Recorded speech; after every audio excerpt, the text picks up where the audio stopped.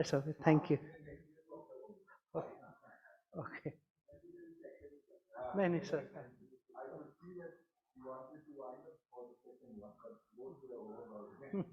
Yeah. Okay.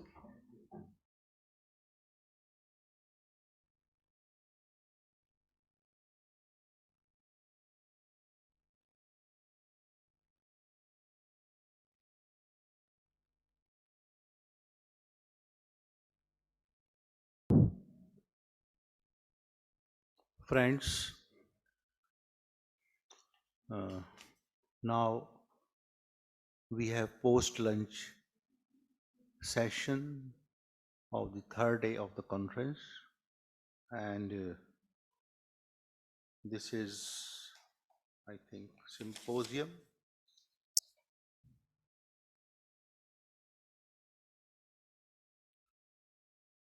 The title of this symposium is Pandemic COVID-19 and the Changes in Contemporary Societies at the Local and the Global Levels.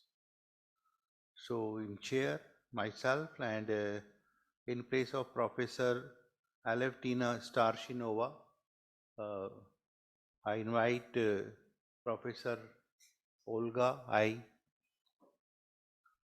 Borodkina.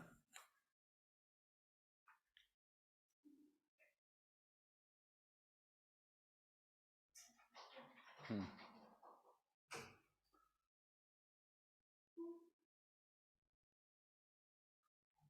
The third person could not arrive due to her preoccupations, so both of us will chair this session. And we have speakers, Professor Natalia Valikaya. Is she online? She has some problem in her internet connection. She is staying in a remote place where internet connectivity is not very well in Italy. So she already told me that if possible she will join and may not be joined because of internet problem. So, but we will check if she join us, come online, and then we will take her immediately in the session. Second is Dr. Preeti Tiwari. She is from our organization. Manjari Kushwaha, is she online? Perhaps she has quit. Then Richa Singh, no. Aparna Sinha has some problem. And Dr. Rupa Sonowal, she is present. So, in fact, we have two presentations in this symposium. Mm. It happens sometime, not always. So, I think we can begin with Dr. Rupa Sonowal. And I have not mentioned the topic of your presentation. Ah, yes, please. So please also tell the topic of your presentation and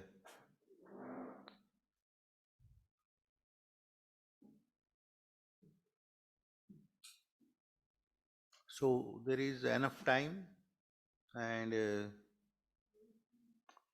you can take 20 minutes. Hmm.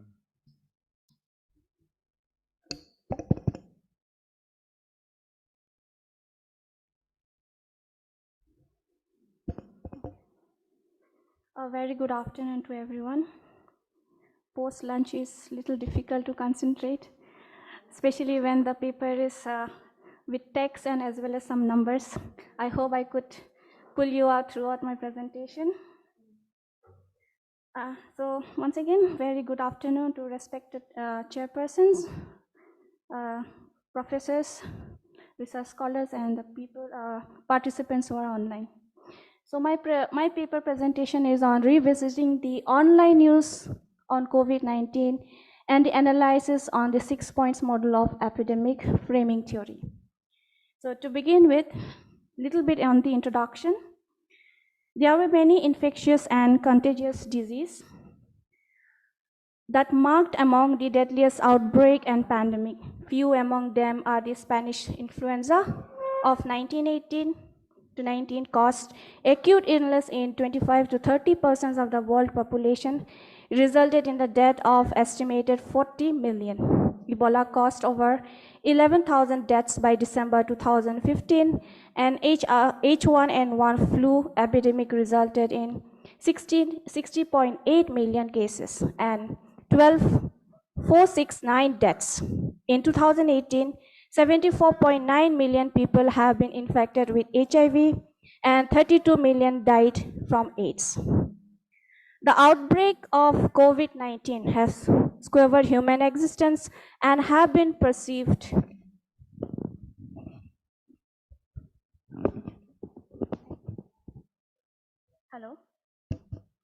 as a serious threat to the humanity in recent memory and took the lives of millions and changed the way of life.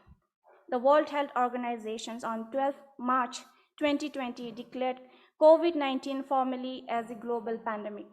The novel coronavirus has first occurred in Wuhan, China towards the end of the year 2019. Globally, by March 2021, there have been 12 crore 29 lakhs 92,844 confirmed cases of COVID-19, including 27 lakhs 11,071 deaths, and a total of 39 crore 79 lakhs 50,709 vaccine doses have been administered. These are the data from WHO 2021. The situation is also not favorable in India as well. The first infection was found on 30th January 2020 in Kerala.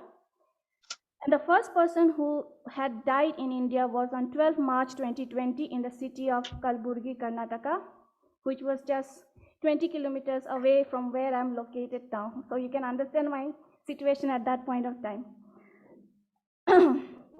And till 11 April 2020, 7,447 total confirmed cases, including foreigners, and 239 deaths in India. So this was the time of lockdown when the movement and mobility of the people were in suspended animation. So the only source of information accessible to the public was either radio, television, or the internet. The media, in turn, disseminated useful information and impact of the virus in mind of the people. In such a situation, the government of India has taken various measures to combat the COVID-19 through all the mediums such as television, radio, online news, Facebook, WhatsApp, YouTube, and etc. To basically to disseminate correct information and provide a helpline to the public. These platforms were used to disseminate information to the public for safety and precautionary measures to be taken or to update the public about the current happening. So let's look into the media in times of pandemic. As mentioned earlier, media plays the best channel to reach the masses via television, radio, and the internet. Even the public health service or the agencies works in close contact with the media to pass the valuable information to the public, which therefore help in curbing the severity of the outbreak. Awareness through media has a remarkable role in limiting the spread of infectious disease to the public. The television news and interpersonal communication discussions have been more credible in narrowing during the H1N1 pandemic knowledge gap between high and low social economical status in individuals. Its contents help in effectively reducing the cognitive effects of storing and retrieving the information by taking the discussions with friends, family, colleagues, and neighbors, providing an opportunity to broaden the knowledge about health issues and measures. News on the internet has a strong predictor of H1N1 risk perceptions than the other medium due to the fast access and mobility to that of traditional media. It has become the primary source and on which the public seeks updated information on the pandemic situation. And according to Jain and Kumar, 2015, Social media such as Twitter found to be the detector or information provider related to disease outbreak in India. There are studies that discuss on the effect of mass media reports on pandemic outcomes, elaborated on how the media reports affect the opinion on important public health measurements. Hence, the news provided in the media holds a significant positions in the disseminations of the correct informations to the public pertaining to the support of public health measures. Further, the public gets motivated to acquire more information which has a direct impact on their day-to-day lives. In few of the studies also highlight that importance of media's role, the coverage needs certain scrutiny and how the media identify and prioritize the best response during a crisis situations such as pandemic emergency. So my study takes a novel approach by accessing electronically to the news portal coverage of COVID-19 and archive article mentioning COVID-19 were retrieved. The study used content analysis, evaluating communications of the global pandemic in the early phase of COVID-19. It is undertaken to comprehend how the online news portal is disseminating the information to the masses and the prioritizations given to the types of news. The news items are based on the textual mediated content published online, excluding the audio-visual elements of the portals. For the sample selection, systematic random sampling was employed in the selections of news reports, whereas two online news portals, namely the Daily Express. I request the participants to kindly mute your audio.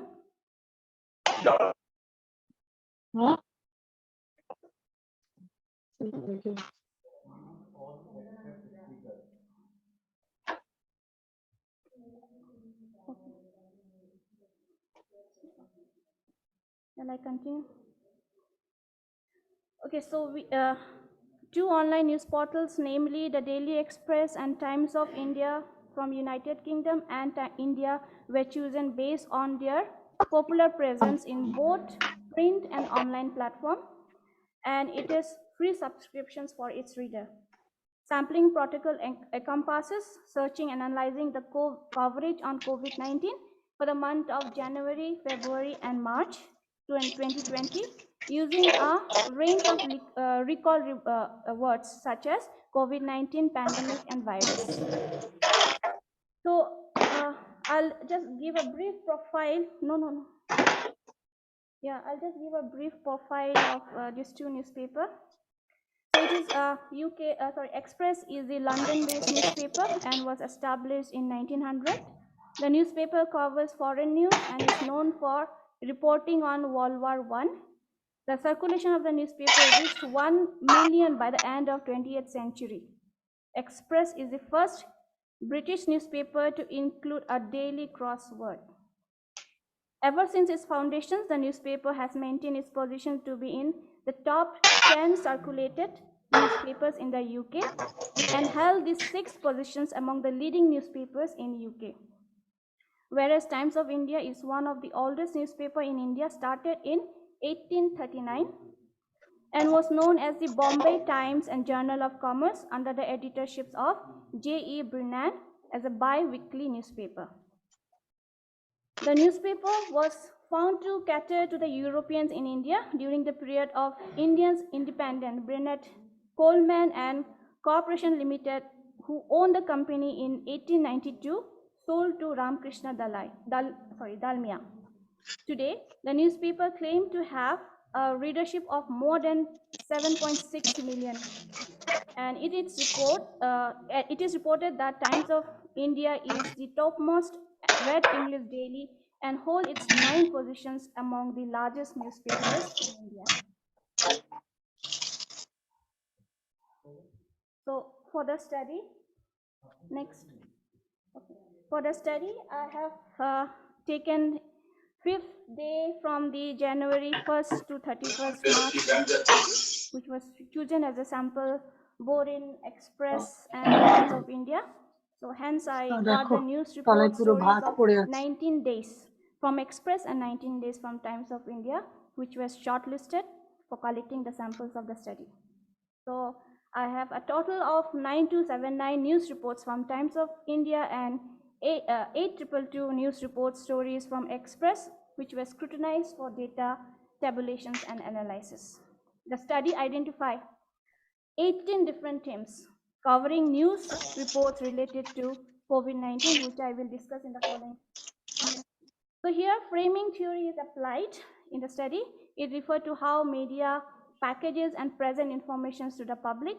And according to the theory, the media highlights certain events and then place them within a particular context to encourage or discourage certain interpretations. Hence, the paper employed she at all others of 2018 study on epidemic framing typology on the news portal coverage of COVID-19 based on the 6 prominent frames the news reports found in the portal, namely, you can see in the graph, consequences, uncertainty, actions, reassurance, conflict, and new evidence. Yeah. So, based on the frame and different themes of COVID-19 related news, I propose 6-point module here. Here I have identified those themes that fits under the defined frames, such as consequences, which discuss about the disease and virus that cause death and have an impact on the social economic life of the people. Development of the virus or the disease tend to generate many of the other phenomena, issues, events, or discussions. Therefore, under this theme, under this frame, themes that include safety measures, precautions, feature or special story, economic, commerce, share market, environment, and casualty and cases are included. Similarly, news story that focus on the uncertainty in any aspects, including the possible causes, spreading, and any medicines or treatment. So under this, I have put up monitoring, testings, and testing kits, migrant labors. In action frame, lockdown was one of the necessary steps and was the only way to control the spread of virus during the early phase of COVID-19. So discussion made was out of deliberate discussion was out of deliberate discussions by the higher authority of the nations, so which includes sports, institutions, society, and culture. That means anything related to society and culture. Prominence, when I say prominence, it can be a prominent figure or any prominent events. And entertainment industry as well. In reassurance, the government and decisions makers were very watchful about the complexity of the virus and how it could curb the further spread of the disease. At the same time, the frame also emphasizes on the news relating the possible cure, precautionary measures, and more importantly, news reports giving assurance to public not to worry for the possible effect of the disease. So under this, I have kept World Health Organization's essential services, which was provided during the COVID-19 lockdown, and political agenda and the governments. Similarly, conflict news on the difference of opinion was also reported in the news portals. Conflict frames emerge in the form of violations of law in public places, not abide by the rules and security during the lockdown period, etc. So the theme includes lockdown, law, and security. Lastly, new evidence in the form of discovery, such as new strain of the disease, transmissions of virus, progress towards the invention of medicines, treatments, safety measures that could curb the disease will refer to the frame of evidence, which ultimately gives the overview on the understanding of the disease. Hence, so under new evidence, I have kept treatments and medicines, symptoms, and diagnosis. So this is all about the 6-point model. So now I will be so these are the findings from all my 18 themes. So if you can see the graph, So Express, for this 19 days of 3-month study, I have got 8,222 numbers of stories. Out of that, I have 1783 COVID-related news only. So if you can see, January, February, March. So it was like only 48 in the beginning, then gradually it started increasing in February, and March was the highest. So next, I have Times of India. Similarly, Times of India has 9217. I can't see from here.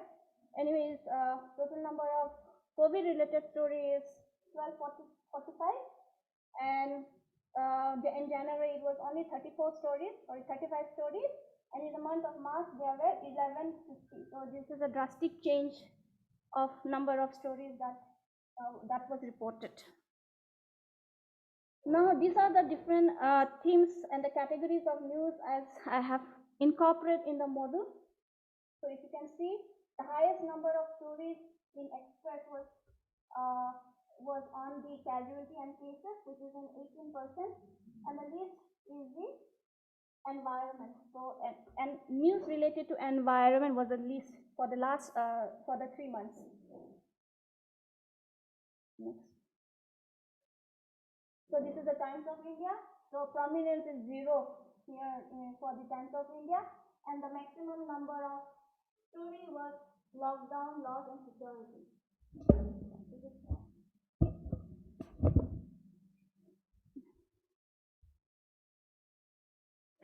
So in detail on the analysis, so frequencies of the COVID news has increased as a month since its inception, which is common for both Times of India and Express. Here the top 3 categories of news stories reported in Express were casualty and cases, security measure and precautions, political agenda, government, and in Times of India were security measures and precautions, lockdown, law, security, and political agenda, government. So however, there were very less news stories on aspects such as testing, treatments, monitoring, or even the symptoms and diagnosis in both Express and Times of India. Whereas health-related news and informations need wider disseminations, but Express contributes only 18%, and Times of India contributes 12% of news stories related to COVID-19. Based on the 6-point model, news themes are categorized into the different frame. Here the value assigned in all the themes are calculated under each frame. Average number of the theme is reflecting the frames that mostly followed in the early phase of COVID-19. So in the chart, next. So in the chart, the consequence measured 48%, which is the highest amongst the other frames in the present study. Hence, stories includes other casualty safety measures, feature stories related to COVID-19, news that directly impact the economic growth, and on the amiable of the environment due to the outcome of lockdown. Second topmost frame that got highlighted are the reassurance with 20%. This frame focus on the news from WHO, political agenda, government, and the special service during the COVID-19. Whereas actions constitutes on 12%, conflict 9%, new evidence 8%, and the least is the uncertainty with only 3%. So in conclusion, media have both the accountability and the competency role to disseminate news related to the spread of diseases. Henceforth, it is also necessary to understand what news was disseminated, what information was given more prominence, and what should have been reported more for the public to take necessary actions in due course of time. Media has a utility of and is the best known know-how in gratifying the public in terms of material that is needed and wanted by the people because it's offer reliable and structured information. During the pandemic, amidst the confusions, public mostly depend on online news portals for the information as they believe it to be more reliable. Though media play a vital role in disseminations of the awareness, framing the risk of contagion is the key to the way a crisis is perceived and remain central to the public discourse. The study will assist to understand the reader's frame of mind and will provide ample opportunity to comprehend the impact of different frames on the mind of the people. And the study does not comprehend critical analysis. Rather, it emphasizes the headline of COVID-19 related to stories that is selected from the only 19 days in both Times of India and Express. So here, visual and audio elements are not considered to include in the present study. Hence, this provides a scope for further study. News analysis using image, video, and audio could be developed into a different perspective to the research study. Based on the data collected and on the epidemic framing typology, I derived to a 6-point model. This model enables to identify a number of areas for future research. The recommendation for this study examine the crucial or critical analysis of each of the news frames during the early phase of COVID-19. Further, I recommend to include audio-video content into a new frame, and its comparison with that of textual analysis of news can be done. Since current study is only on the online platforms, which consequently has the provisions for the citizen to react on the various news stories. Therefore, a research study on feedback or comment on each of the frame can be undertaken for further development on the news related to early phase of COVID-19. So this is all about my presentations. I request for your critical comments so that I can improvise my study. Thank you. Thank you, Rupa. Yeah. I think we can take up some questions at present, and later on also we will open the session for questions, or it would be better to have presentation first. Then we'll have questions, discussions and other things. And I would like to that we have delegates from other countries as well, and they have also experienced this global pandemic, and it will be in the fitness of things that if they also express their views in this symposium. Although formally we have not included their name, but I think this will be very pertinent if we think in that perspective, because the title is that changes in contemporary societies at the local and the global level. So I think the COVID-19 was a global crisis to the whole humanity. And in my perspective, the whole mankind was in survival mode. And the society, when society is in survival mode, so then a lot of transformation and changes take place. And as a consequence of the COVID-19, there are impacts at different levels. At the local level, even at the village level, you can identify certain changes which could not be possible in normal situation. Then we have at national level and also global level. So I think the focus of the symposium is here. And but I think this paper has some conceptual relevance, particularly the module you have developed out of your data, and you organize it, and you have a good attempt. I'm happy, Rupa. I know you for very long period when you are a student at Assam University, and I was a reader in Department of Sociology. She was a student of mass communication at Assam University, and she is in constantly touch with me, and now she is a faculty member in Bangalore, Gulbarga, sorry. So My point is that society has changed a lot because of that. And the media has also transformed in this process. There is a shift, and if I remember that there was a time that people stopped to subscribe newspapers. They stopped. Oh, virus will spread from newspaper because it might have touched by many people before it is delivered to our home. So the practice of delivering newspaper also changed. People say, don't, throw it, you give it at a safer place. So this practice change, and this type of small changes we observe, but I think practices, when social practices change, then it is very important uh, as per Anthony Giddens, because social practices are constantly in process of change.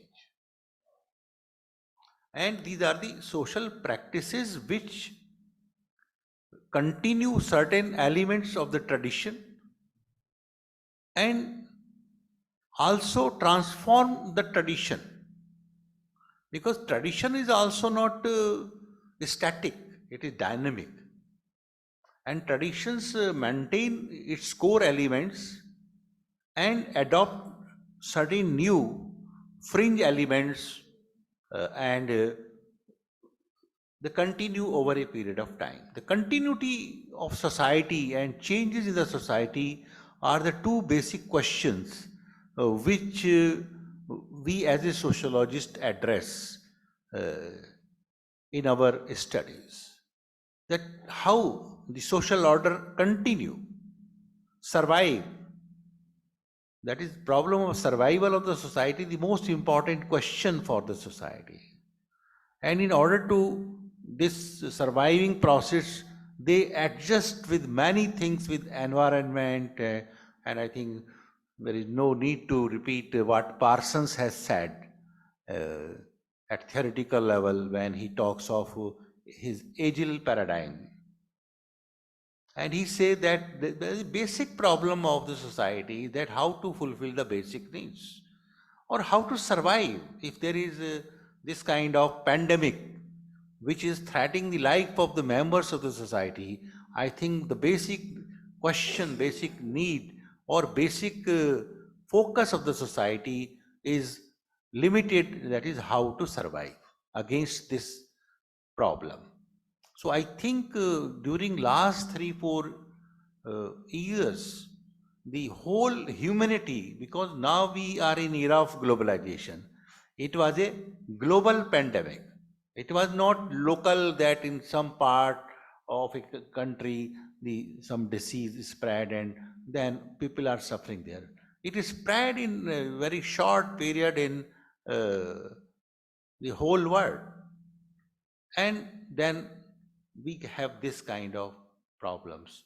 So I think the focus of the symposium is on this problem, that how at the local level societies have transformed and how at global level the changes, reordering in trade, in communication, and at different levels have taken place. So I will not speak much, but I think we can take the questions which are rightly note down, and in the last we will take, and I think better to invite the second presentation from Preeti Tiwari. She has done PhD from University of Allahabad, and she is working in our organization, and I am co-author in this paper, which is not, paper is in progress, not completed. So let her present this. Hello, good afternoon, all of you. Title of my paper is Crisis of Pandemic COVID-19 and its Consequences for Contemporary Indian Society from the Perspective of Globalization, which is co-authored by my guide, Professor VP Singh, who is also chairing this session. Now I'm starting my paper. Globalization as a societal process has transformed the societies throughout the world. Both the developed and the developing societies have been affected by the process of globalization. As a result, intensity of globalization, connectivity has increased tremendously. People, commodities, ideas now have a global dynamicity. The events occurring in one part of the world instantly have significant consequences in other part of the world. This has been observed in case of the pandemic COVID-19, which originated in Wuhan region of China, and it was operated in different part of the world due to the reverse migration of the people, you can say students, tourists, and workers who were present in the region at that time. Thus, increased global connectivity not only facilitated the human society but also has negative consequences in a situation like pandemic COVID-19.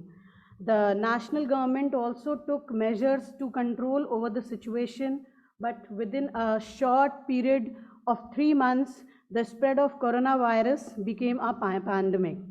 In February 2020, World Health Organization declared COVID-19 a serious threat to human society. There have been different approaches adopted by the national government to deal with the crisis situations. On the advisory of WHO, a number of countries declare complete lockdown so that movements of people, commodities can be stopped immediately to contain the virus in limited zones. However, many countries continue as usual and advise their citizens to take security measures also, only as complete lockdown was considered problematic for the national economy. Thus, pandemic COVID-19 has different patterns of spread in different countries. The impact of crisis of pandemic COVID-19 can be analyzed in terms of economic dimensions, health and medical dimensions, communication and information technology dimensions, administrative political dimension, social and cultural dimension. Now, when we are talking in terms of this economic dimension, we can see Indian economy is currently a part of global economy. In last 3 decades, there has been a shift in its economic model from mixed economy to a globalizing economy. For this purpose, a number of structural reforms have been introduced to tone up economy and commercial activities within and outside the country. India has been very strong in 2 sectors, namely software industry and pharmaceuticals industries. In other sectors of economy, India is progressing and has adopted policy to attract the foreign surplus labor skilled, semi-skilled, professional and semi-professional skills develop policies. A large number of surplus labor migrated to both the developed countries like USA, UK and other European countries, as well as in Gulf countries, which are labor deficit countries. Now, a large number of students from India go to developed countries of Europe and USA for professional and higher education. Increased globalization that has resulted into travel for the purpose of tourism to European countries and USA. Number of tourists visiting India is also increased in era of globalization.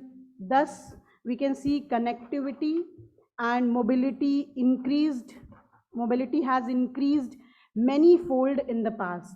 This has important bearings on institutional structures and processes. Crisis of COVID-19 suddenly halted the economic processes in the sense that all factories were closed down, all offices and business establishments not only stopped functioning but also reduced number of employees and maintained only essential working. Markets were also closed for indefinite period except the essential item shops. Online merchandise like Amazon, Flipkart stopped their home delivery service. Retail markets like Big Bazaar also closed down. There was sudden changes in market situations affected the national economy negatively. Common man also confined its activities within the boundary of the household. The level of consumption also reduced due to essential items. Only rituals of life cycles like cremation, marriage, birthday, etc. was celebrated within minimum presence of family members and kinsman. Conspicuous consumptions were also affected as the market was closed. Hotel industries were also badly affected as people were not going outside the hometown. Entertainment industry, particularly cinema, also badly affected as theaters were not allowed to open for a very long period. The lockdown has created unemployment, cut in salary of the employees in private sector, heavy losses in industrial sector, civil aviation, railways, road transport, real estate and hotel and entertainment industry, and also in the service sector. The purchasing power of Indian middle class has decreased significantly. People were not visiting shops, markets, malls, hotels, and restaurants because of fear. They were depending more and more on online shopping and home delivery. Future Group, the largest player in retail marketing, sold out its assets to Reliance Industry due to heavy loss. Many small entrepreneurs closed down their enterprises. Many consumer items disappeared from the market despite of their heavy demand. Middle class consumer became very selective in purchasing the consumer goods. They were now purchasing only essential items. As a result, there have been a setback to the growing consumer culture in India. People stopped to go for outing, fast food culture and weekend outside dining diminished. People start to look for safe transportation. For overnight destination, they preferred private vehicles only when it is necessary. People now prefer to work online. Online banking is preferred instead of cash transactions. UPI transactions suddenly became very popular across the social class. Even the small shopkeepers and vendors who were doing their business totally in cash shifted to UPI transactions and started home delivery for essential items like milk, food, vegetables, and so on. The websites like Swiggy and Zomato became popular overnight to supply the food at home within a short period of 30 minutes to 1 hour. New kind of grocery and online stores started their business through mobile apps like Blinkit, Big Basket, etc. Some of their claim to supply the grocery item and vegetables within 15 to 20 minutes. In competition, players like Amazon have been compelled to start services like Amazon Fresh, which supplies the essential perishable items on the same day in different slots, each of 2 hours. People even don't prefer to visit ATMs to withdraw cash. Use of credit cards and debit cards for in-person payments is also avoided to prevent the control of infection. Printing press industry is also collapsed during this period as most of the magazines and books started to publish online. Offset printing is done only when number of copies is in thousands. For a small quantity, digital printing using computer is now preferable mode. At the global level, this COVID-19 has negative impact, particularly on global economy. Most of the developed countries of Europe and USA are passing through an economic crisis as consumption demand has been significantly reduced in the global market. The economic ties with China have also been changed. Many corporate and multinational companies have shifted their manufacturing units from China to other developing countries where cheap labor is plentifully available. The flow of capital is also shifted after the corona crisis. India has become a preferable destination for such investments.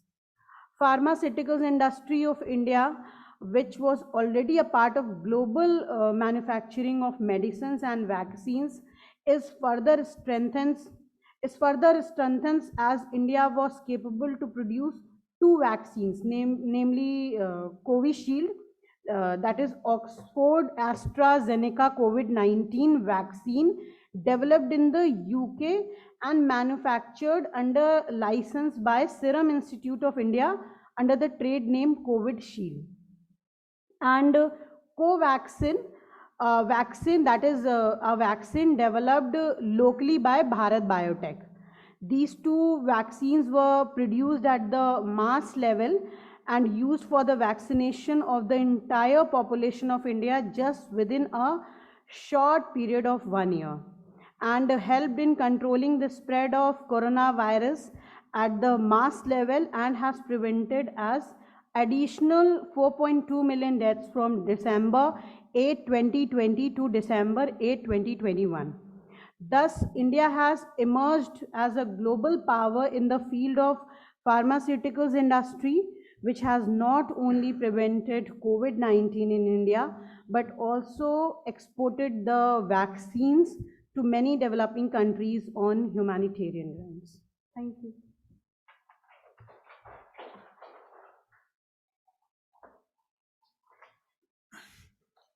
Thank you, Preeti, to share your observations on how COVID-19 has transformed the social, cultural, economic life, and how it has affected the institutions in Indian society and abroad. So, I think it will be better if we also come to know the experience of other countries.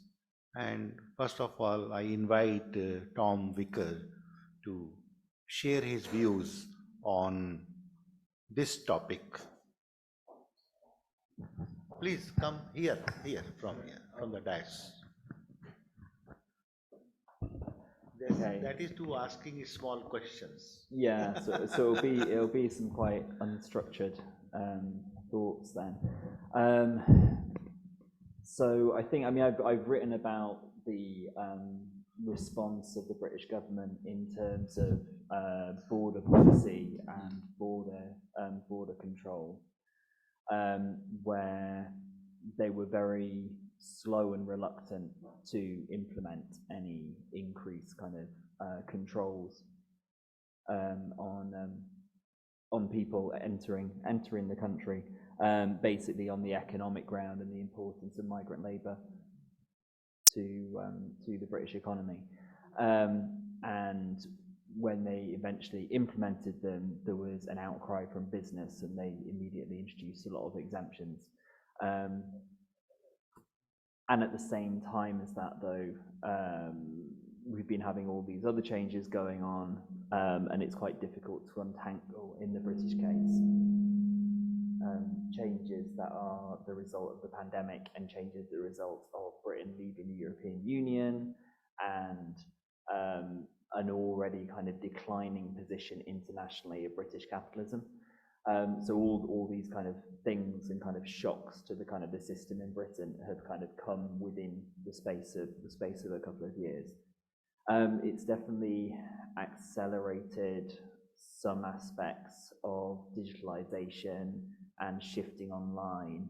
In terms of home working, it's had the most significant impact in prompting the shift of some lower paid, lower status, lower autonomy jobs into people's homes. So people doing things like call center work shifted into people's homes in response to the pandemic, but then some big employers of call center staff like Capita, for example, have decided to keep people working from home rather than bringing people back into the office. And that's very significant because it's a very different experience of doing that kind of work where people are still tightly controlled, but that's happening in their own home compared to the more middle class occupations that were doing a lot of home working prior to the pandemic. It's interesting what you said in the paper that was just presented about. I know, but it's echoing, that's why. I'm backing off because it's echoing around it has such a reverb. I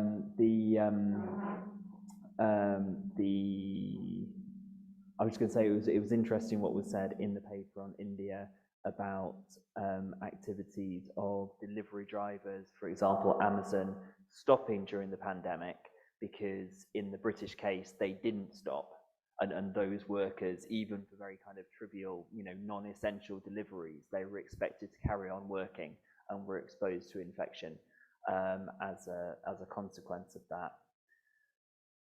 There's also been, impacts in terms of infections within Britain's migrant detention camps that I don't know if people might not be aware, but Britain operates a lot of detention centres where migrants are locked up purely for administrative purposes, not having been accused of any crime, but it's simply for administrative convenience for the state. And there have been a lot of serious outbreaks of COVID-19 within these migrant detention centres, and that's still kind of going on now. And actually, the conditions are getting worse because the government has been increasingly using former army barracks to house migrants. So the conditions in those camps are actually getting worse, and there have been repeated outbreaks.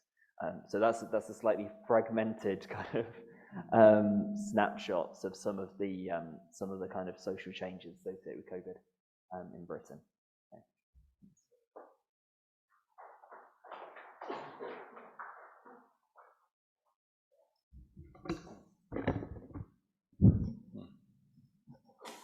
Thank you for sharing your views, and I think my co-chair, your colleague is not feeling well, so I think you represent to Russia, so please share your experience.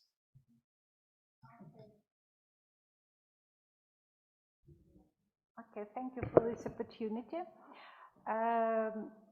In Russia, we really can see the difference between national and local level and global, because all main points about impact on economy and culture that you mentioned take place in Russia, but Russian government in many points just put the responsibility on the local regional level. And because there is a different economical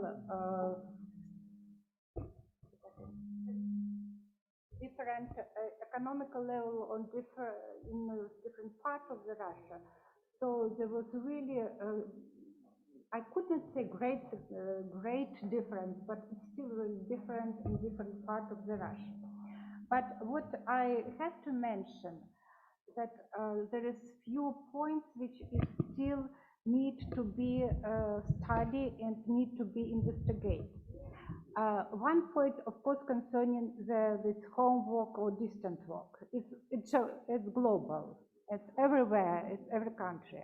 And I think in the most of the country, one already after lockdown, many of people prefer to stay at home to work for distant work. It's like it was mentioned in the speaker. But there is some research in some country that there is very different impact for men and women, so the gender issues. Because at least in Russian tradition, when the different kind of the responsibility for homework between women and men. So, and men stay at home, just keep their own office work, just doing it at home.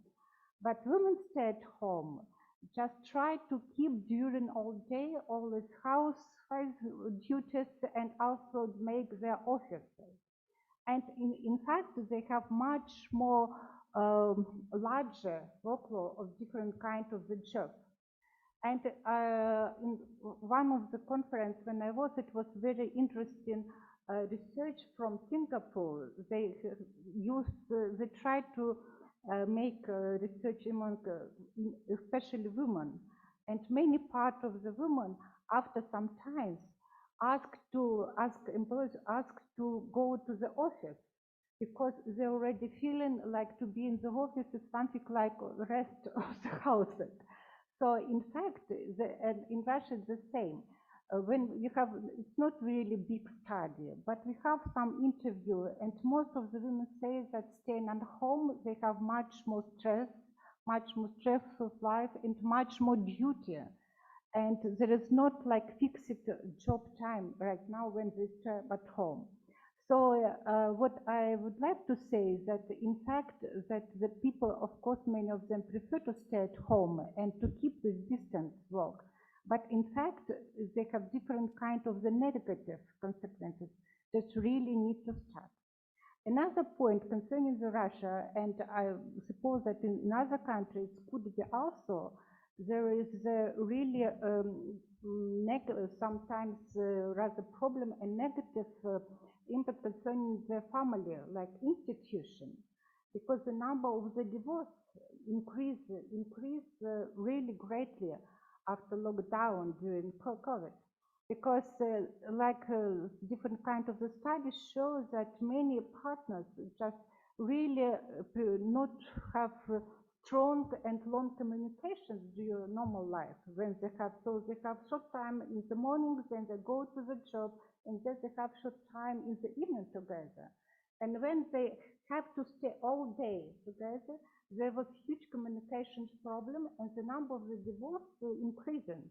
In general, there is a problem with the family like institutions, so in general the level of divorce is higher.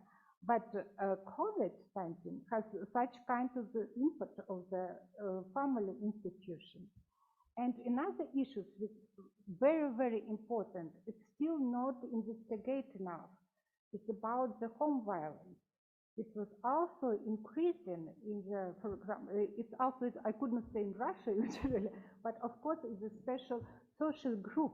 Normally when they have not really good social condition, not good housing, this, for example, they have to live in small apartment in one room, and when there is not really different kind of the psychological support and so on. So level of the violence was really increasing in some social groups, and it also needs to be investigated.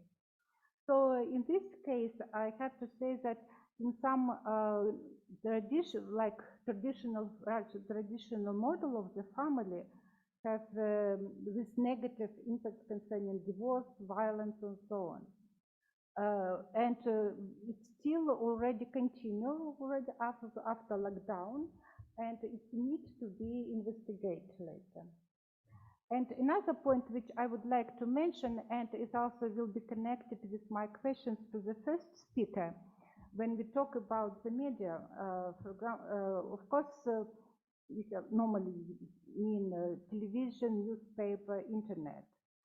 And the task of the media not only provide information, but also provide different kind of the beliefs or attitudes to the situation and to COVID phenomena of COVID-19 also.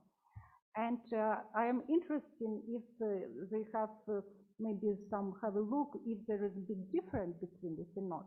Because, for example, in Russia, I have to say that the television, probably because it's really under strong state control, they try to provide the information which support all the measures that government done in the struggle with the COVID. That is the point of the television. So we have a lot of new kind of the program devoted to the COVID, and all of them that supporting government, supporting all measures. In internet, we have absolutely another situation. Because what was don't trust in general, the trust to the government and the state not very high in Russia. So don't trust the television. Don't trust that you had the television. And so it was very interesting how it cooperates. And about the vaccine, for example, is the same situation. Russia was the country which, one of the country which probably one of the first already produced their own vaccine, Sputnik. It could not maybe recognized by European countries, but I think it's also maybe economic point, political, but it was really good concerning the results of investigation. And of course, on television, newspapers, they was providing good support and necessary vaccination. But internet, we have absolutely another stories that against the vaccine and so on and so on. So it was very interesting, the different way of the different kind of the media have different how to say position concerning the COVID situation, concerning the government measures, concerning the vaccination. So I will be interested how maybe you have some look to this point also in the India. Thank you. Interesting observations you have shared about the society of Russia, and in sociology there are not much literature published or read by the social scientists. So I am always very keen to know about the things, processes, and the other sociological variables, how they operate in that society. I am always very keen to know. So I think your situation is also, and there are also interest of different countries or some kind of global politics that is called vaccine politics. That certain pharmaceutical company wants that their vaccine should be popular and sold throughout the world, and other countries who were able to produce very effective vaccine, they should be discouraged or they should not be recognized. And you know, same case was with India, that co-vaccine was not recognized by European countries, particularly by United Kingdom. They said if you have co-vaccine, we think that you have no vaccine. So this type of vaccine politics is also play at a global level. So these are certain issues, I think, which are relevant to the theme of our conference. So I think that, in my opinion, in this symposium, both the papers which are presented are exploratory stage.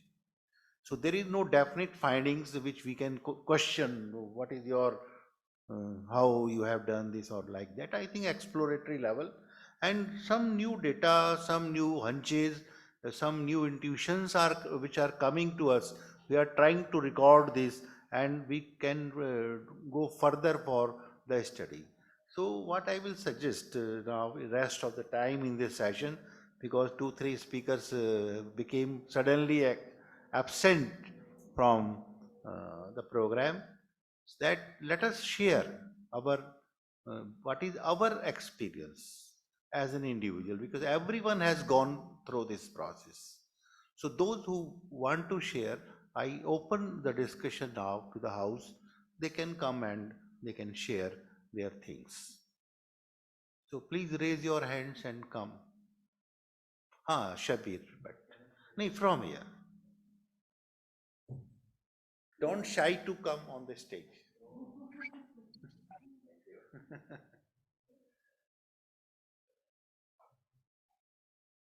Good afternoon to everyone. This is Shabir. Set your From Kashmir only. So far as COVID-19 and pandemic is concerned, I will share very first-hand experiences as a student of sociology, and I may ask a critical question to both. The four speakers who speak, share their experiences over here. Number one was we were staying in our orchard, and all of a sudden the police came and said that it's lockdown, and few students, my students own, they were taken to quarantine, that they are all COVID infected. Like 5 students of mine, we were staying in my orchard.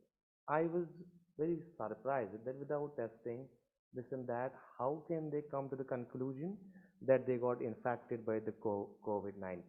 That is one aspect. Second aspect is On the same occasion, I was searching some international newspapers and journals, especially in Brill, especially in Sage. And what I found, one of the renowned sociologists from Germany, he was concluding the fact that before COVID-19, we should understand the pre-COVID conditions. And wherein she highlighted the fact that pre-COVID condition was backed up by certain geopolitical transformations, even some transformations structurally and systematically in all corners of the world. And she mentioned that after 2021, there is maybe ICTS revolution, which she has labeled as 5G revolution. And second dimension which she mentioned in the paper was that during pre-COVID era, like in 2018, there was some annexation, some political transformation, like annexation of Western Bank with Israel and some other modifications in Turkey and some other transformations in Afghanistan. Keeping in view all those conditions, she came up with a theory what we called as student of sociologists conspiracy theory, because we often blame that this virus is all the product of China. But I have gone through the book what we call Black Knight. That book has authored in 1992, in which author mentioned that by 2020 there will be a virus, there will be a structural transformation what we called lockdown. Instead of shutdown, there may come up a social transformation wherein everything will be locked, starting from a common man up to an elite class. But the main stakeholders of that lockdown will be the elite countries, what we call developed nations, because we have underdeveloped countries like you have Afghanistan, you have African nations, even you have Iraq and Syria and Libya. They were not infected as such, but India as a growing economy, the hub of market, we got huge infected. Even US, even British, even Russia and many advanced nations, they were also infected. And there was commercialization of fear and commercialization of vaccination, what Honorable Chair rightly mentioned. But those countries who were free, who were totally living in an isolated setup, they were not infected on such a race as was witnessed in developing and developed nations. So up to the sociological analysis, I can say that COVID was a milestone to integrate the whole developing and underdeveloped nations into a global platform, where in every student, starting from a poor to a below poverty line up to elite class, every kid running from the 5th year of his life or 7th or 10th year, everyone was giving the electronic gadget supported by information and communication technology. That was one of the important milestone in making all the dreams of globalization a reality. In converting all the global myths a reality.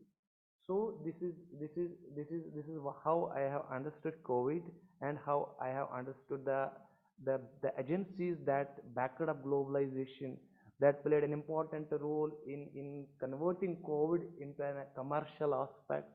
And second thing was the role of, as a social science student, we should know the conspiracy theories, how they critical school of thought, how they have understood COVID, how they have defined COVID, and how what is the rate of death rate in COVID and in other diseases. You have in place cancer, you have in place AIDS. The death rate in comparison to AIDS and cancer is higher in comparison to the COVID.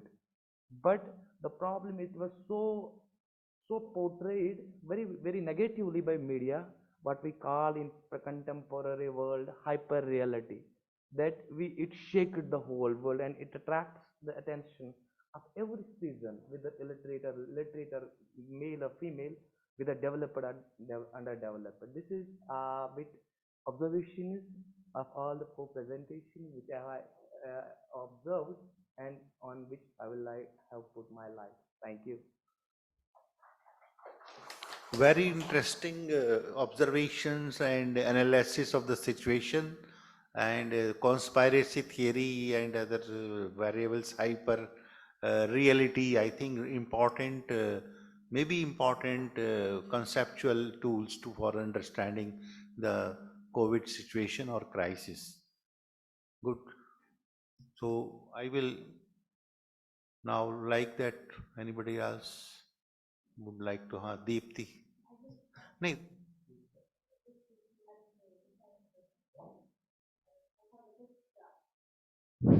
I'll just tell in context of Rupa Rani's paper. Yeah, in the context of my experience with the... No, first you tell your experience, then we will discuss paper separately.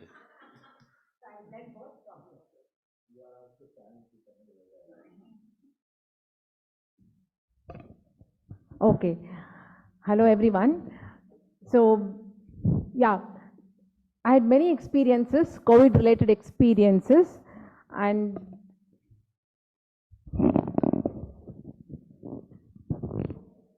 many COVID-related experiences. But however, one which I feel most relevant to discuss at this point of time, especially because at the background of the two papers presented, most importantly, the first paper, which I found it very interesting, was that almost 1 year we unsubscribed the newspaper.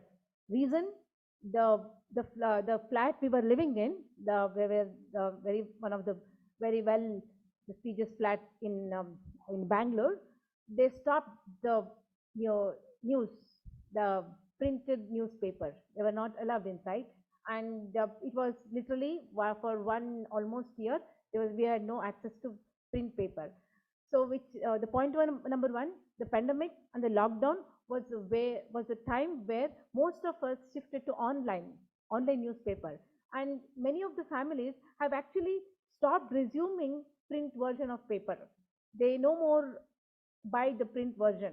So it has been almost a closure to the print version. Of course, very few families continued. If I ask the apartment where I live in, he says the number of people who have renewed the subscription is very less. So that was a point number one observation. So, and the second was, it also, the lockdown and the pandemic legitimized the WhatsApp, which was earlier we were shying away, or we didn't even would not even have, many of us had not even downloaded the app. But then the interaction and the information exchange in the WhatsApp became legitimate, and it was considered. If someone puts in a resignation letter through WhatsApp, it was considered seriously, and it was accepted. It was officially it became legitimate mode of communication. The meeting, everything was happening. So that was a shift where also the WhatsApp news became a prime source of news, and that also contests and challenges the newspaper version, because the news to WhatsApp traveled much more faster than the newspaper. So in this context, I'll just limit to these experiences to come back to Dr. Rupa Rani's paper. This is not critical, this one, just for you to take note of this observation based on my experiences. And you also invited the critical look at it to improve upon the paper. So as a sociologist, I would like to know the context, the socio-cultural context in which the study you have pitched in, and particularly who are the consumers of this newspaper, and in that context, how relevant was the study, or how it can be critically more looked at it. It was very descriptive and explorative, as Sir said.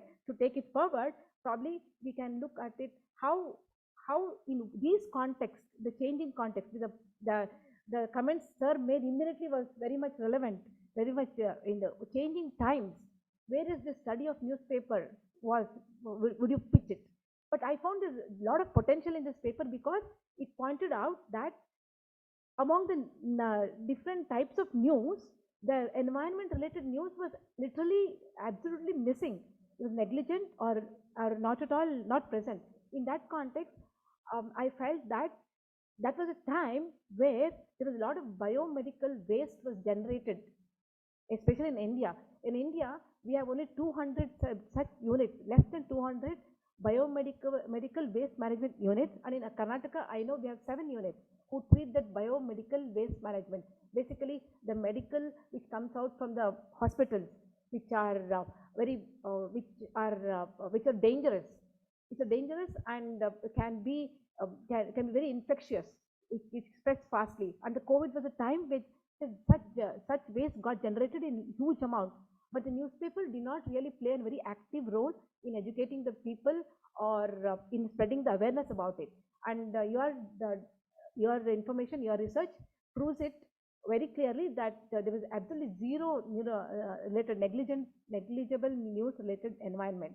So maybe that we can take as a clue forward, where something where the media industry can think about, explore where do they stand? Are they really communicating or publishing the news which is relevant or which they think are they relevant? You can bring in many angles to it. So in that context, I am not a student of mass media, so I don't know the pitch or the position you're taking while doing that study. But in this, as a sociologist, I thought these were more relevant, especially when I felt that environment-related news were missing. So these are three contexts. WhatsApp news, how it became legitimate. First, the death of the print version, WhatsApp, and this environment news related. And actually, my COVID-related experiences is huge, but I tried to just tie down only three aspects of it. Yeah. Thank you.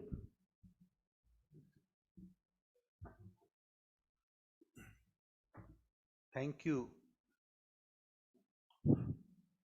Deepti, for making very sharp observations on her paper and adding some more points which can be undertaken for further study. And as I emphasize, these are all exploratory exercises.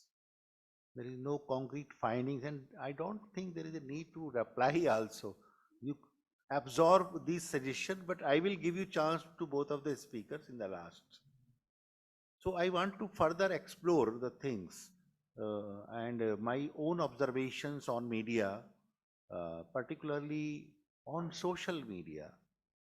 What I observed in last 1 year or more than 1 year, sometimes we fail to count the period, duration. But during the COVID crisis, what I found that suddenly there is a shift in content of the Facebook. Earlier, this was meant only to greet friends, to share photographs of certain events, maybe birthday, or if we are attending some conference. It was more interpersonal. But suddenly I found that most of the TV news channels started to post on Facebook. They opened Facebook account and they started to post short clips of news. So this was a shift which I observed.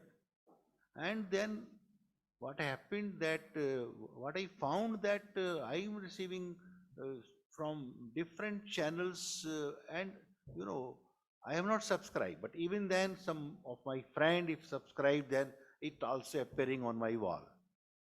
So my wall was flooded by this kind of clips.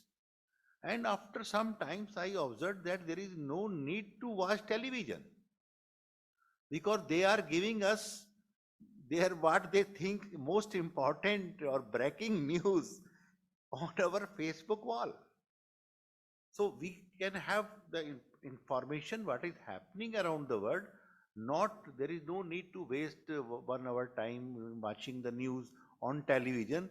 So let us just scroll my Facebook, I will know what is the breaking news and what is happening in a particular case which is being discussed on the electronic media.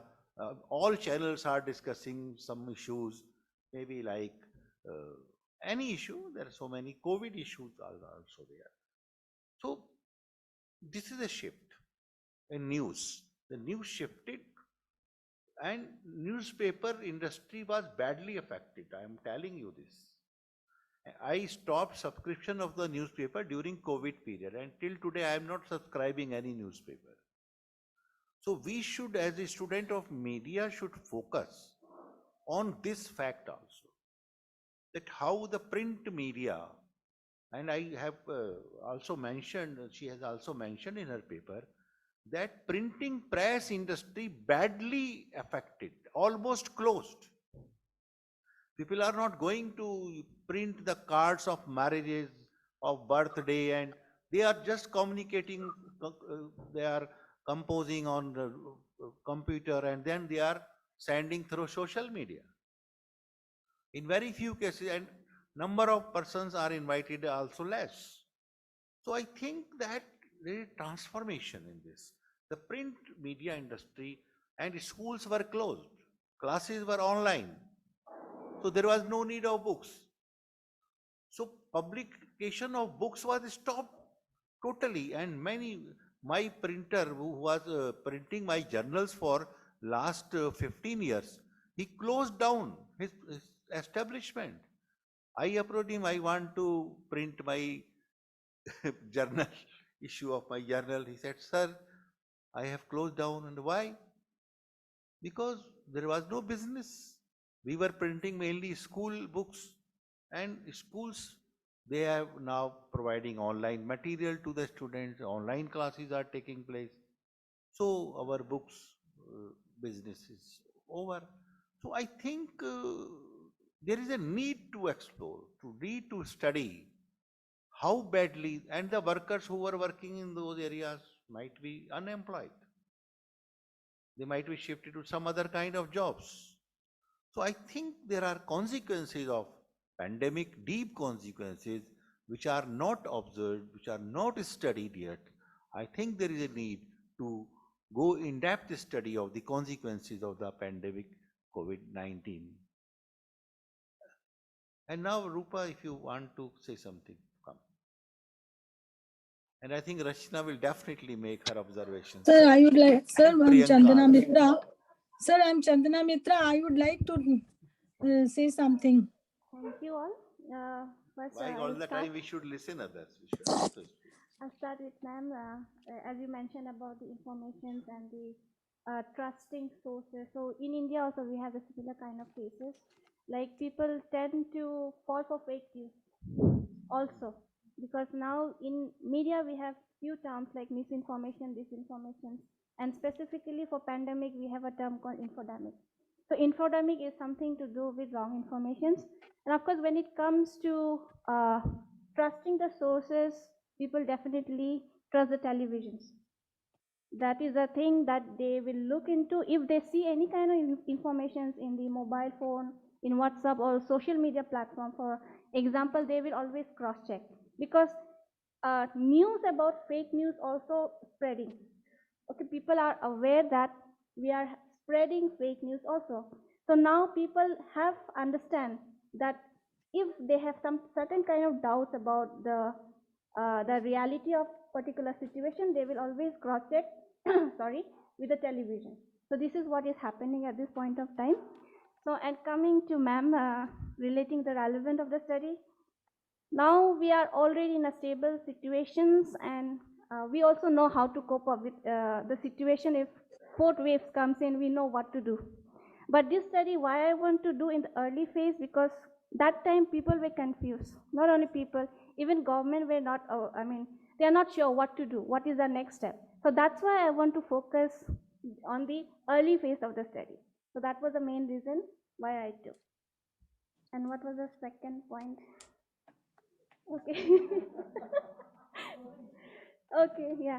So news which has been disseminated, they will definitely have their own agenda as conspiracy theory. So when it comes to news, fake news dissemination, there will be a conspiracy for certain people's interest to create some kind of issues, as sir has cited recently about the vaccination. So similarly, depending on who is being who will be profited by this particular news, they will definitely try to manipulate the news. Even in a recent, I have attended one workshop which was organized by Pathshala from Google. So they have actually trained us how to identify fake news. So even a Twitter from Narendra Modi, they can easily manipulate and people can actually fall into that those kind of traps. So these are there in the news platforms. Thank you. Who will speak first, Priyanka or Rachna? I think Priyanka is more eager to speak.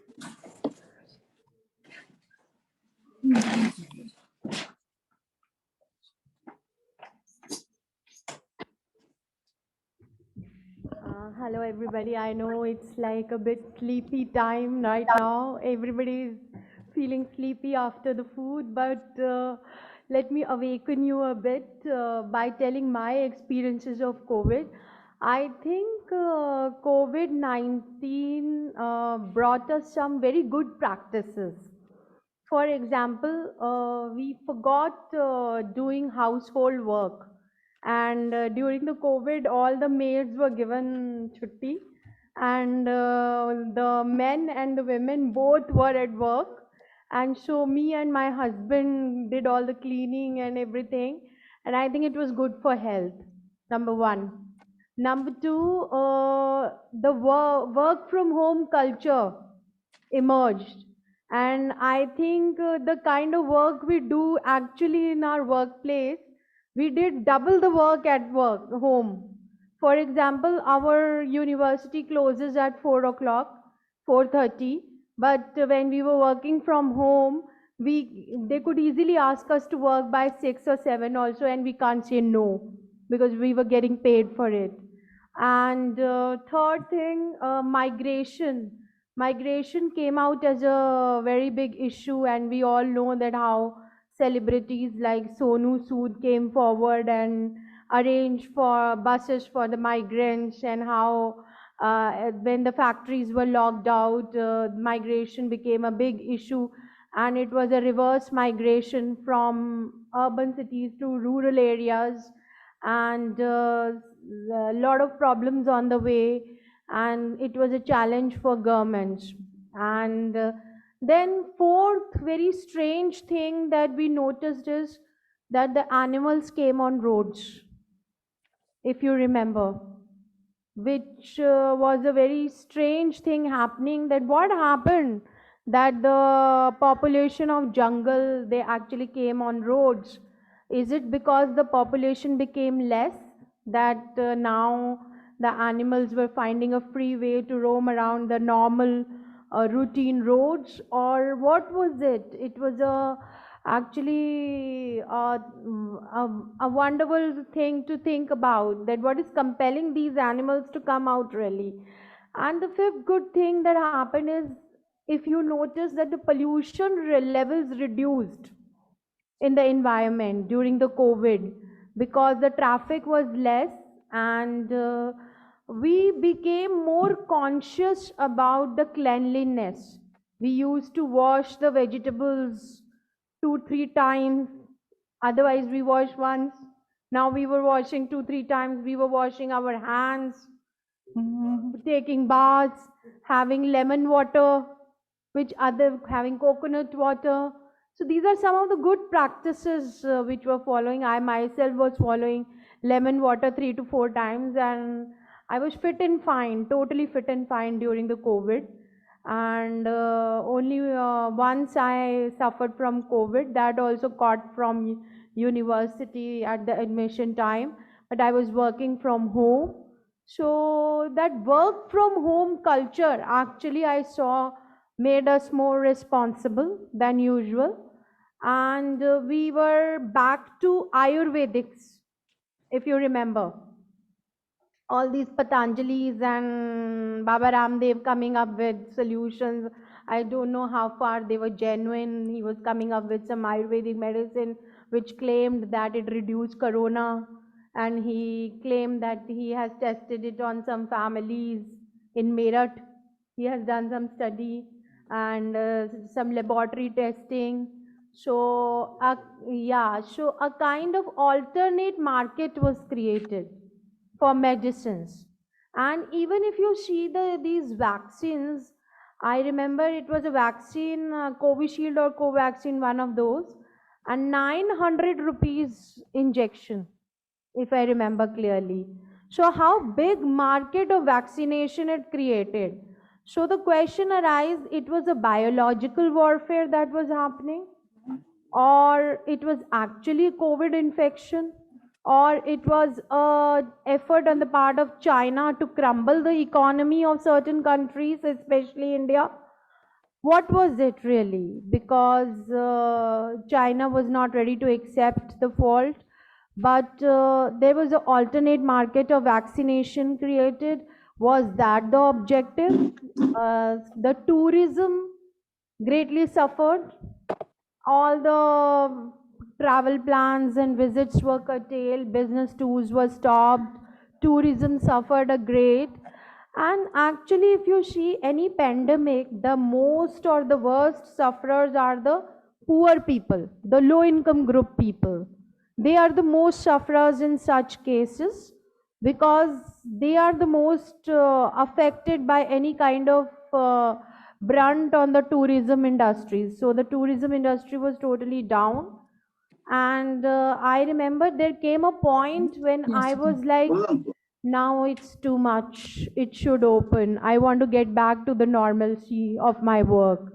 And I remember I can never forget those COVID days in my life because I worked the double because students were so excited about these online classes. Offline, they never attended the full class. But online, even if you don't take their one class, they will report because they were so enthusiastic about the online classes. These Zoom and these Google Meet and Google Duo, all the technological advances came forward, and it gave a very interesting highlight or dimension of education, and the culture of webinar is emerged actually. And we realized that without spending too much of money also, we can do the webinars, actually that cost reduction of resource persons, we can catch them up with the online media. And I myself remember I organized a very big disaster management webinar in which I invited 7 resource persons, all my known acquaintances, and it kept us more busy. And I observed that males were taking interest in cooking, which they otherwise don't. So I can go on and on and on. I will give the chance to there are many more experiences, but the worst experience was that coronavirus. I was facing difficulty in breathing when I caught the infection, and I was feeling miserable because I'm a very active person generally, and I don't feel good even if I'm ill for 2 days. So I was like, people were calling me from university, when are you coming? When are you coming? Half of them think that I'm doing some fake COVID drama, but it was like because I was always very active, so they want me in the university, and then I realized my importance also at one point of time, and it was a very different experience, but it taught us a lot. It taught us a lot of things. It taught us a lot of good practices, and I think from every pandemic situation or a situation like this, we should take up the good practices and eliminate the bad practices and move on. Today we are out of it, but experience is with us for future generations to come. And I think we should remember the good ones. Thank you so much. Thank you, Priyanka, for sharing your experiences. And now, last observation. Sir, I'm online. Dr. Chandana Mitra, I would like to share something. A very good afternoon to all. My observation on COVID and the new normal in COVID would perhaps look at the spaces it created. You know, the virtual during COVID became the point of connect. and making connections as humans became so important. Probably, I think Deepti said about how WhatsApp became so integral. The advantage thing, you can see the other person on a WhatsApp, you know, are you okay? Became the watchword during the Corona time, you know, checking out if the family is okay, if someone who's ঘরের মধ্যে distant বন্ধ is ছিল ইংরেজিতে okay, কি বলবো? the ঘরের মধ্যে বন্ধ ছিল need to লকডাউনে, সেটা কি বলবো? make connects to assure ourselves, and also I find that precarity, না, একটা precariousness, word, uh, the need to feel that you know there's uh, uh, what would you call, that life can end, you know, the precarity of life itself was probably what made ourselves so apprehensive of the time. And amazingly, as a society, we most of us must have witnessed support coming in from people unknown. You know, we are so networked society. Probably the COVID, the times of COVID made us realize how and where we stand in this networked society.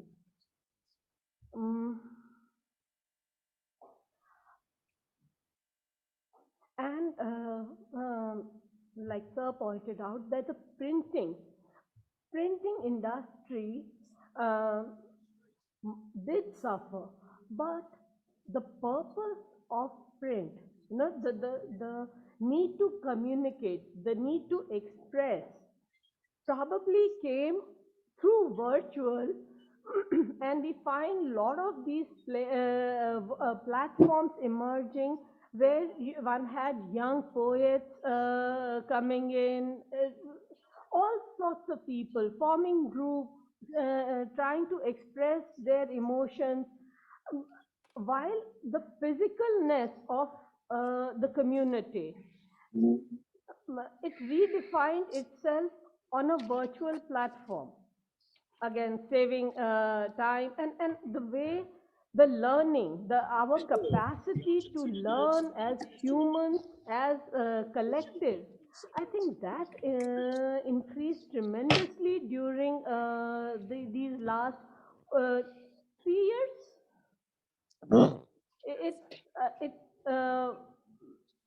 How resilient we are, the vulnerability of us as humans in a society, as well as our resilience to the precarity of COVID.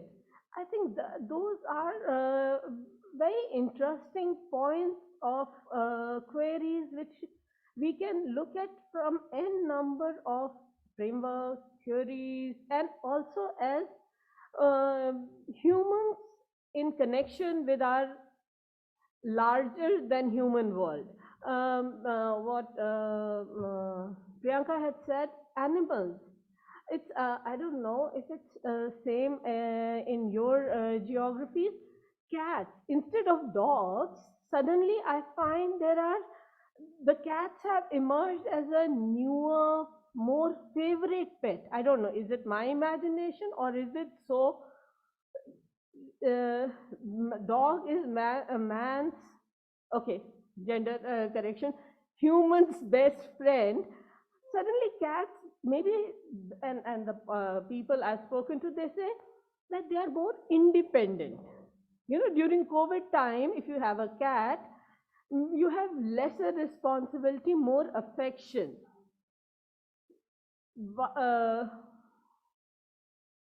That's it. Thank you.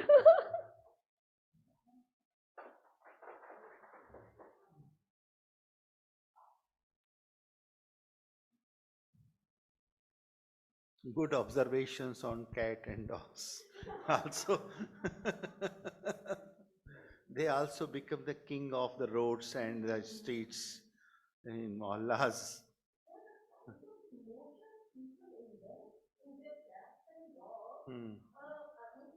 Without corona also people are quite emotional with their pets, I observe.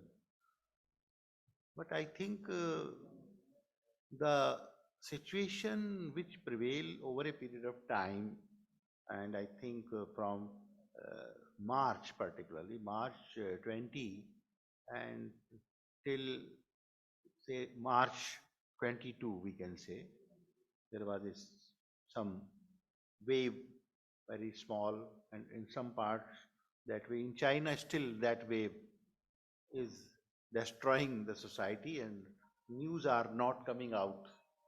It has been reported by some of the newspapers and media.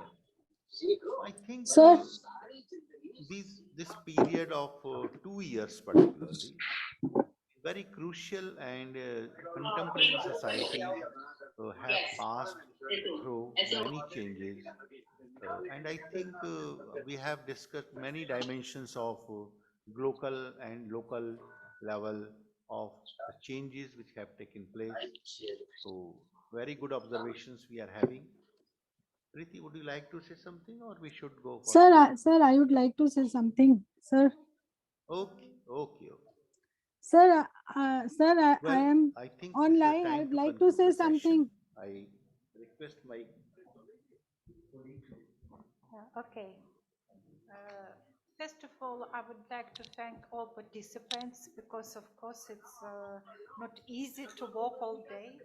And I think it's not for this session that we miss few people. It was not a problem because we have more time for this discussion. Because in the conference you're always getting these two sides to have speakers, more speakers, and speakers have not enough time for discussion, or have less speakers and they have more time for discussion. So this session we go to the second day, and I think it's not bad. So we have two great presentations, and then we have really interesting observations. Ha, sir, namaskar. Sir, I am online and I want to give my some observations. Country and experience inside the country. And No, of मैंने course, present I किया था have sir to say paper. that the ji. COVID-19 it's need to be investigated more. नहीं मतलब मैं ये आप जो ले रहे हैं ना ऑनलाइन, तो मैं थोड़ा सा ऑनलाइन ऑब्जर्वेशन देना चाह रही थी. तो I raise my hand and I told, but इसीलिए मैंने फोन किया आपको. ओके, फिर अब जरा बाद में आपको फोन करते हैं, जरा सेशन शेयर करते हैं. मुझे पता नहीं.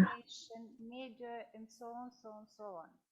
So, and of course, after COVID, after the lockdown already finished, अरे लिखे तो पढ़ा experience will already develop and continues to develop inside this institution. Another point that the COVID probably demonstrate that we really live in global world. So I remember my experience when I was just before COVID in February, I was in Czech Republic, and it was so international. It was end of the February, and we have a lot of tourists from China. You know that before COVID, in any countries, there was a lot of tourists from the China. So China was the most traveling, I think, the population. And it's already was some information about COVID, but it was not lockdown and it wasn't so bad. But already I remember that in end of the February, all another tourists tried to be a little separate from China tourists. It was so, but I think the Chinese tourists look that they actually not need the communications with us because they're always just together. And after that, already in the March, we have already absolutely different global system. And the China, which was really far away, but the situation changed exactly. It extremely changed. And it's another point that COVID demonstrates that we never knew exactly about the consequences, exactly about the impact. I don't know, like, for example, like in India, but for example, in Russia, at the beginning with February, March, April, the most of the information from scientists, from experts, was that we have to wait for the summer. It's supposed that the summer, like normally different kind of the influence is already stopped because the sun, because the so. Please just keep a lot, please take away and so be careful, but take it easy. But in summer, in that we start to new normal life. But summer came, but no normal life. So it really demonstrates that we could not really have this exactly plan for the future. And another, I think, the lessons for all of us is that we try already to have to plan to live an unplanned, unexpected future. So we should be ready to new situation, to new challenges, to new different kind of probably the conflict. Turbulent is very important from diversity and so. So we, and it's not only, it's an important point that it should be done on all levels, starting from global level, country level, local level, and also individual level. Because individual level, the COVID also demonstrates how it's important. We didn't discuss in this session another point, probably because it's very huge, concerning, for example, the psychological and psychological consequences of this. Because you know the mental health is the big issues in general. It already was big issues for discussion before COVID. But COVID, it's really put in the agenda at this point, because it looks that many individuals so weak and when they face to such kind of the situation. And the mental health and it should be one and prevention different kind of mental disorder. It also should be developed in any country. So it's really important part which we not discuss. And another point which I also would like to mention, because some of you already mentioned about in the previous session, also mentioned about migrants, about the experience of the country concerning the COVID. We normally talk about experience of the citizen, but we forget that migrants, because they were absolutely in the different social and situation when they were away from the home and so on. For example, in Russia, and we also have to remind that migration, it's the word, but so kind, so many different kinds of type of the migration. The structural migration is very different in different countries. And sometimes refugees is the largest group, sometimes labor migrants, education migrants. But in Russia, when we start the situation, we have Russia is one of the best countries for labor migrants from the former Soviet Republic. And when the government start different kinds of the programs supporting the people, it was almost target to the citizens of the country, not migrants who are not really citizens of the country, and they not get support from the employers, and normally they could not get support from the family, because the reason why they were in Russia, they tried to support their family which at home. So it was really, really huge situation. They have no proper medical insurance to get proper medical service. They will not involved in different kind of social support. Then the airplanes to a lot of cancel, so many of them just have no chance to back of this. So, and it's really a huge problem is not still investigated, because the many kind of the industry, economy branch just stop, and so they just stay on the street almost in the street. So it's also very, I would say that after COVID, already the immigration situation changed. For example, if you talk in Russian, the demands to migrants, for labor migrants in the country, now already different than it was before COVID. At least now it's much more attention to medical insurance and to different kind of the medical, of the physical conditions and so. So it's also, in this case, it's probably good consequences, but still a lot of questions concerning the COVID and influence of the migrations and other process. It's still okay. And about education, we talk a lot about the education, fine education, but we also have huge educational migrants. For example, in our university from China. I myself have at least a few PhD students from China and master students. And for them, it's also, I need to put this. Okay, so, and this international education cooperation, it's also changed after COVID and so on.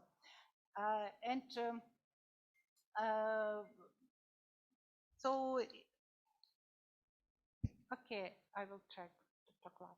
So I really think that it was very successful session because we really have maybe not a lot, but at least some attention for very different aspect of the COVID situation, and all these topics could be investigated also in the future and will be probably based for the future conference if you decided to do that. And I would like again thank you so much for all participants, and of course thank you so much for organizer of this session and of this conference. Thank you.